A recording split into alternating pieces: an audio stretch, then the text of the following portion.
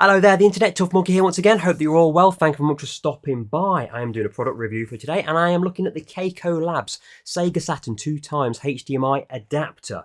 They do a standard HDMI adapter for Sega Saturn and various other consoles, but this is their flagship 2x HDMI adapter.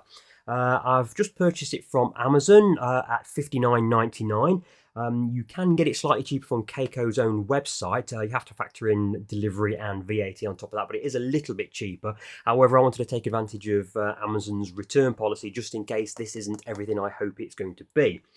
Now, although it says Sega Saturn on it, it is also compatible with the Sega MegaDrive and Genesis Gen 1 and Gen 2, the Sega Mega CD, Sega 32X, and Neo Geo CD, CDZ, and AES.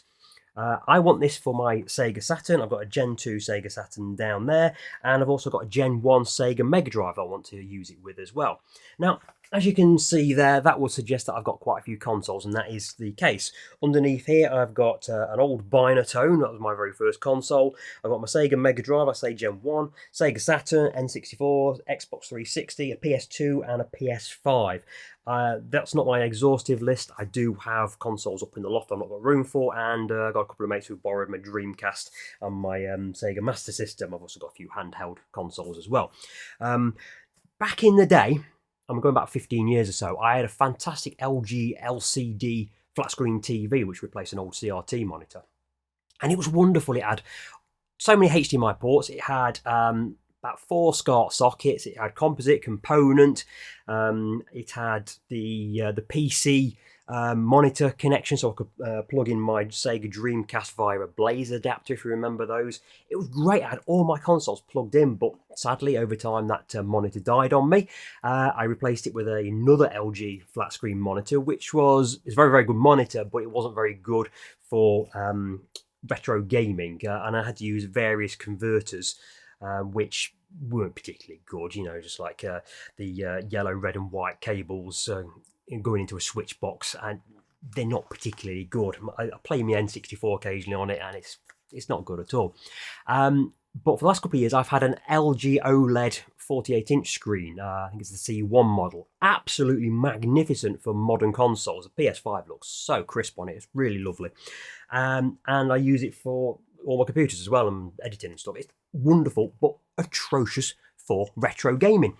So I thought it was about time to go and invest in a converter of some nature. Now, you can spend a lot of money on converters, and I've seen some that are a lot of money, which I've considered in the past, which I wouldn't mind if I was just buying one converter, but because I've got so many consoles, I would like to buy a converter for all of these consoles. So what I wanted to do was find a brand, a manufacturer that makes multiple adapters such as this, which are good enough but at an economical price that I can go out and buy one for every one of these consoles. That's the aim.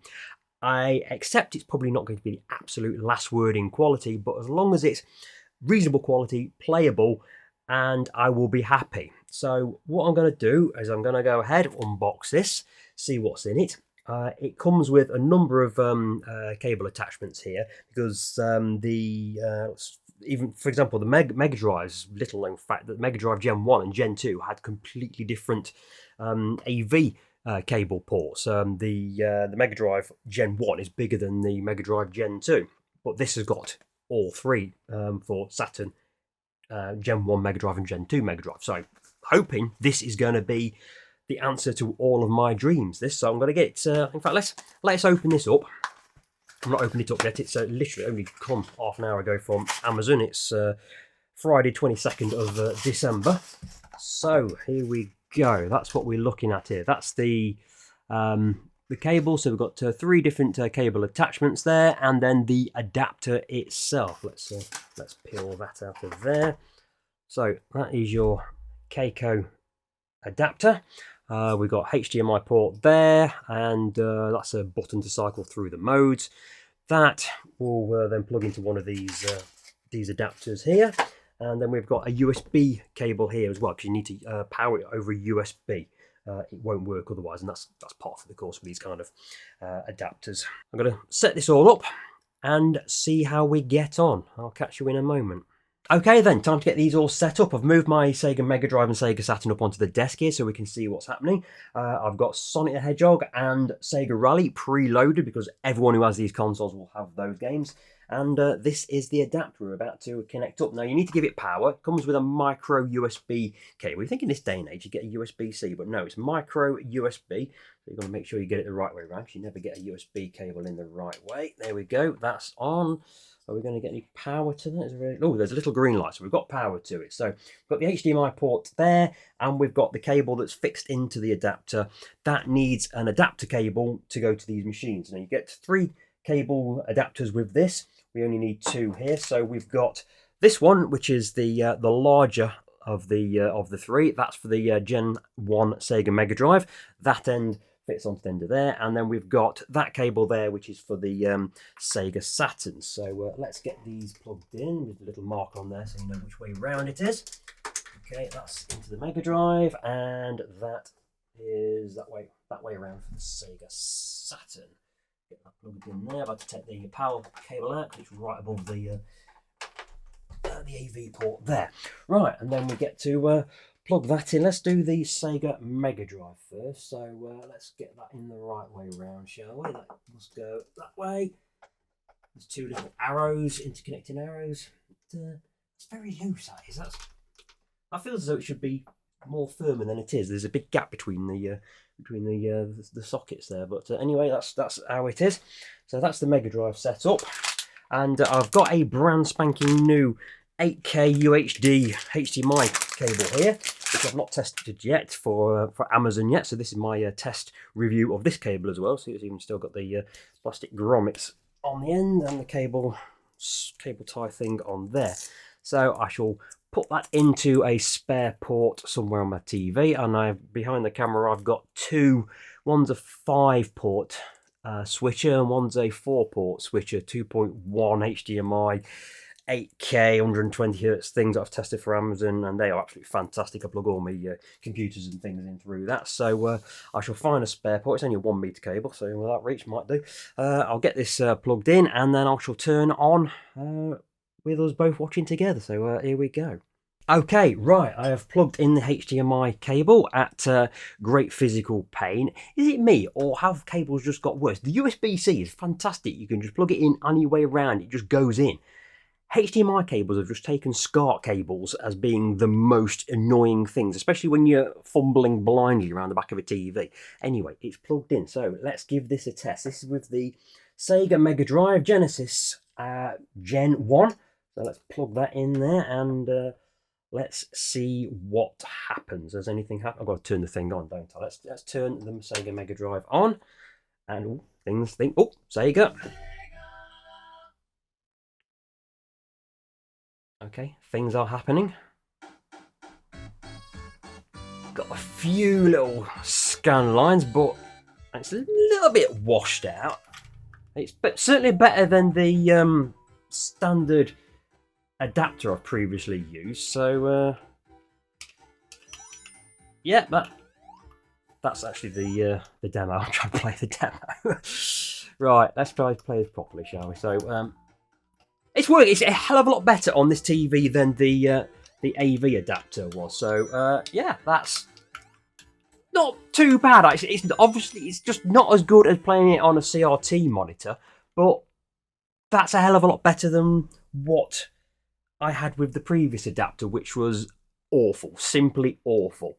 It's not perfect. I mean, I don't know if you can see that on the camera there. There are a few lines moving up and down the screen. I don't know if that's the console, I don't know if that's the adapter, I don't know if that's the TV, or a combination of all 3. But there is definitely moving lines going on. I don't know if I'll have a play. We've not actually had a play with this because there is an instruction manual. Let's have a look. Let's cycle through the things to see what happens. So there's a little button on the side of here. Out of the box, adapter has 6 modes: green LED, RGBS 2 times with smoothing, RGBS 2 times no smoothing is the red LED. There's a purple LED, blue LED, yellow LED, and cyan LED. So shall we have a play through these? You have to press them for any period of time. Okay, let's cycle through these, see what actually happens. Right, so we've got a red LED. Oh, hello. Purple LED. Has that just made it bigger? Still got the moving lines going. Oh my lord, that's... Well, actually, that's actually quite reminiscent of playing it back in the early mid-90s. That is. The lines around it look like a Sinclair ZX Spectrum game, but the actual screen itself looks very reminiscent of a CRT monitor. That does. It'll probably give me an app. Oh my lord, that's just made it a bit worse. And what's that? Going back to blue. Is that light blue? Was that where we started? No, it's just science. That's composite pass-through mode. And then we've got to go back to green. That's gone back to green. And that's more vivid. It's a lot smoother, that is. It's just the moving lines up and down on the screen. It's noticeable. You probably look past that over time, but in fairness, that's not that bad. And this is my first firing up of this. I've not done anything so far to tinker with anything. This is my first experience of that. And you know what? That's a hell of a lot better than my AV adapter. That is, I've got a cable that comes out of the MegaDrive, which is white, red, and yellow, which then goes into a some kind of pass-through box, which converts into a HDMI cable that goes up to the switcher there, and it's horrific, absolutely horrific. Even on my older TV, it's horrific. That's not too bad. That's playable. I could live with that. It's not absolutely perfect. Like I said, the lines moving up and down the screen. I don't know if you can see those, but it's a little bit distracting, but I think that's sort of thing you just look past in time. I'm sure you could spend an absolute fortune and get something better, but like I said earlier on in this video, I want something to move around on all these consoles. Anyway, that's the Sega Mega Drive Genesis Gen 1. That seems to be working okay. So let's power that one down. Now the biggie, the Sega Saturn. So we want to take, let's get this right. We want to take that out of there. Bring that out of there. What did I do with the adapter? Plugged it into the Saturn printer. Right, let's get this right. And in that goes as well. Again, a little bit of a gap in the cable. I'll show you that in a close-up. Right, okie dokie. So Sega Rally is in. Let's power this up and see what happens. Again, it's on green LED mode. Oh.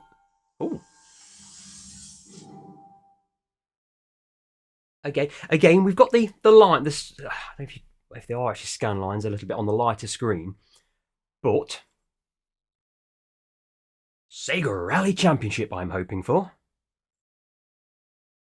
That's not actually bad. That's not bad at all so far. It's right. Okay, so it looks a little bit darker on the darker colours. And when it's light, you can visibly see the scan lines moving around. So there we go. I've not used this controller. That's my usual controller up on there, but I've not used my Saturn for a long time. It's been up there, so I've had to dig this one out of the loft. I've got loads of them. I'm planning on getting the Retro-Bit Sega Saturn controller when it's released. It should have been, I think it's already been released in America, but it's not due to be released in Britain until January. So I will get one of those when it's available. So Sega Rally Championship. Okay, I have played this game to absolute death. I really have. Right, now it is dark on the dark parts. That's for definite. Okay, shall we have a cycle through things to see what happens? So okay, that just makes it. That just pretty rolls back the resolution. It's lost a bit of resolution doing that.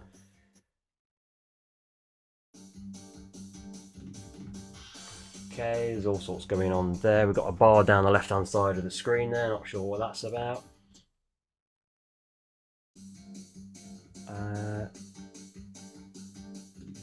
That again is more like how it was, but it's still a bit dark. It's still a bit dark, and that just loses the resolution a bit. Where are we now? Cyan. So again, we've got bar down the side there. Is that a little bit lighter? Back to green.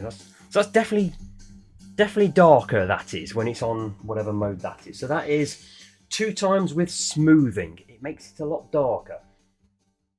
So it's obviously improved the resolution from the standard native resolution of the Sega Saturn. That takes it back to where it should be. So that's RGBS 2 times with no smoothing.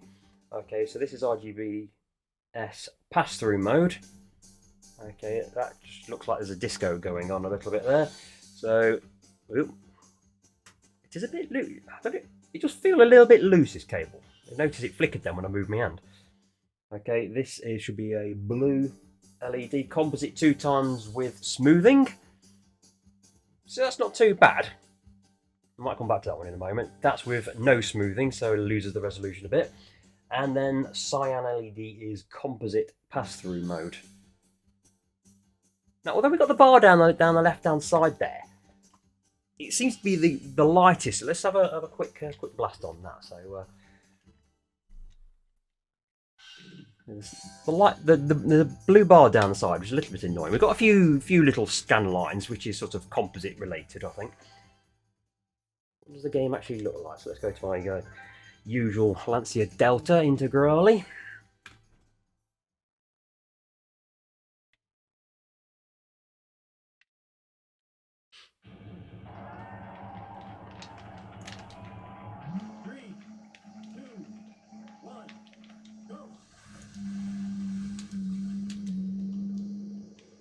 Yep. In fairness, it's not too bad, that. It's a hell of a lot better than anything I've used before, and I'm not really paying a great deal of attention. I am much better at this usually. I'm actually paying more attention to like the detail and whatever around. I'll say again, it's not as good as playing it on an original CRT monitor. That's for clear. But it's an awful lot better than any of the adapters I've used so far. Now, hands up, I've never used any of these really, really expensive ones that you can buy. But I'm relatively satisfied with that. I could live with that. Not perfect, but I could live with that. It's on a top of the range OLED TV, which does not like retro gaming. This is all right. I could live with it. So, all right, let's wrap this up. Let me power that down. Okay, so the Kaiko Labs Sega Saturn 2 times HDMI pass-through cable converter adapter thingy works with both Sega Saturn, that's the Gen 2 Sega Saturn, I assume it works with the Gen 1 as well, and a Gen 1 Sega MegaDrive stroke Sega Genesis. You've seen it straight out of the box, it works. It's not absolutely perfect, but sound works great.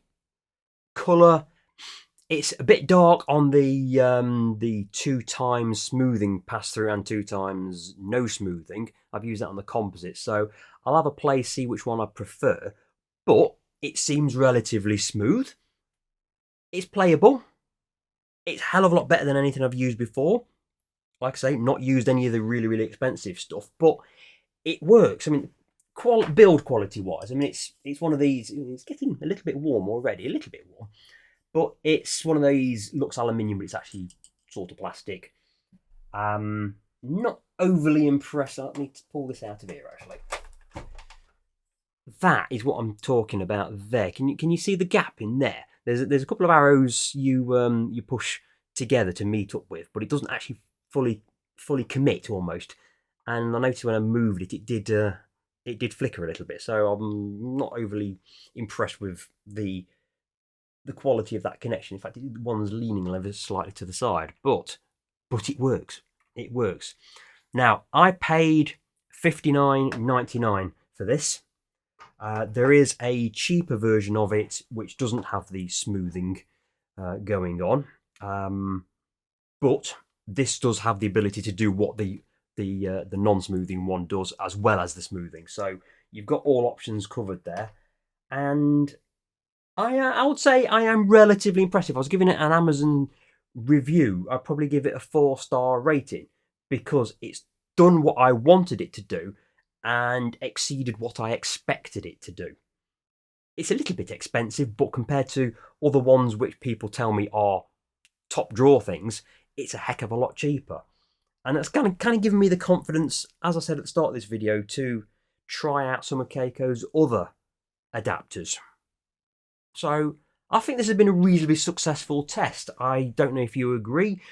Do leave comments in the section below. Tell me what you think of it. But I think that's all right. Yeah, I'm reasonably happy with that. I'm reasonably happy with it. Not absolutely bowled over, but it's exceeded what I thought it was going to do, and it works. So that's good. I'm happy. All right then. I shall see you on the next video. Take it easy.